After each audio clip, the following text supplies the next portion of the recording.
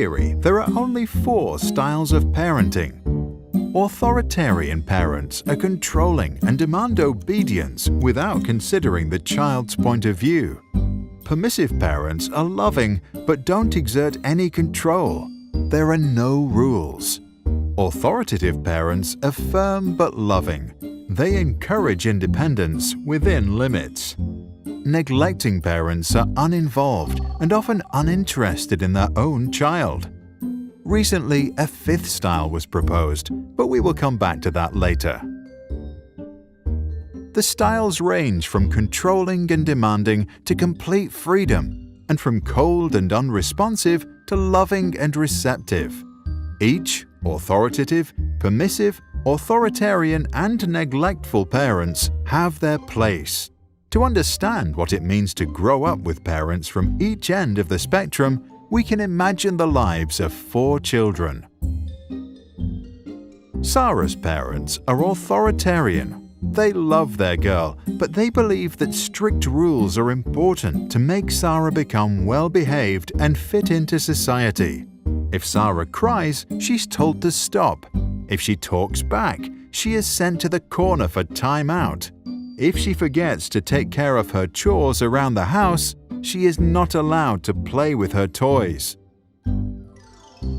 Sarah learns that suppressing her emotions and following her duties is the way to get through the day. To get the love of her parents and to avoid making them upset, she becomes obedient. However, because Sarah was never allowed to decide for herself or follow her intrinsic interests, as an adult, she doesn't know what she really wants. She begins living a life that seems perfect to her parents and society, but might leave her unhappy on the inside. Permissive parents, like those of Peter, enjoy their little boy so much that they believe they should fulfill all his wishes, give him full freedom, and never say no. Peter enjoys full control over his parents and gets whatever he wants. If he doesn't want to walk, he'll be carried. If he wants ice cream he gets.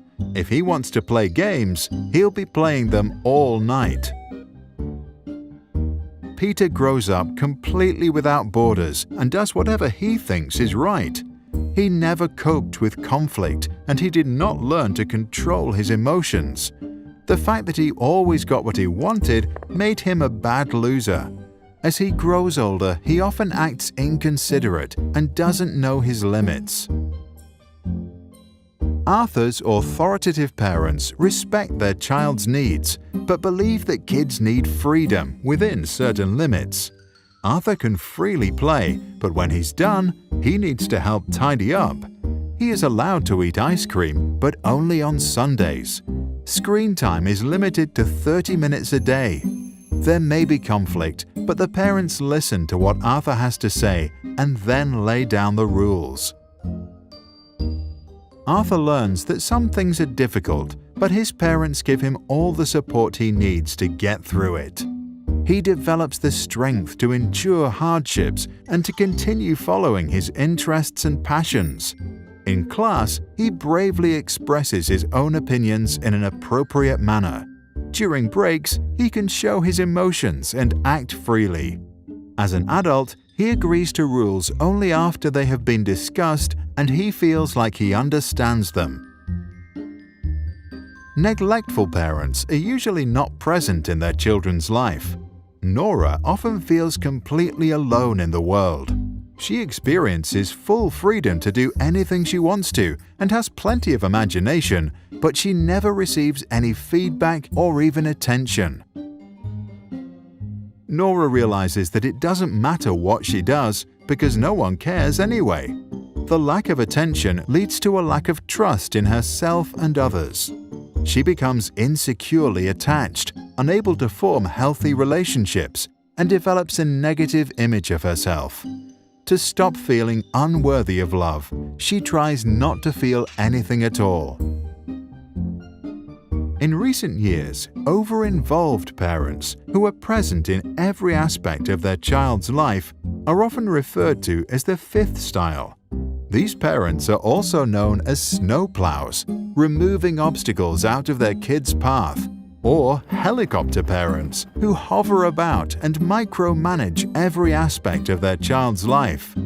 Since they won't let their children do anything alone, the children can't learn to overcome challenges by themselves.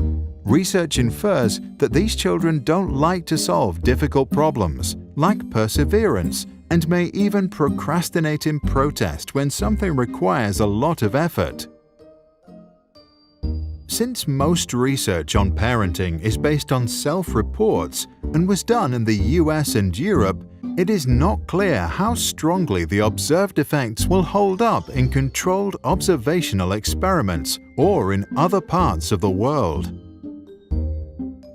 The 4 parenting styles were first introduced by psychologist Diana Baumrind. For good parenting, she advised balance of demandingness and responsiveness. Add to that the wise words of Maria Montessori to never help a child with a task at which he feels he can succeed, and parents should do pretty well. What do you think?